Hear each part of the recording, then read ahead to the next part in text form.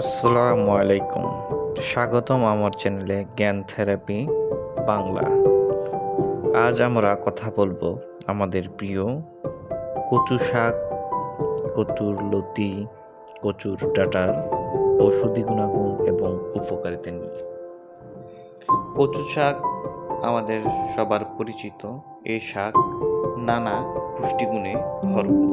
কচু শাক protein, vitamin A, C, calcium, iron এবং ডায়েটারি ফাইবারের একটি চমৎকার উৎস।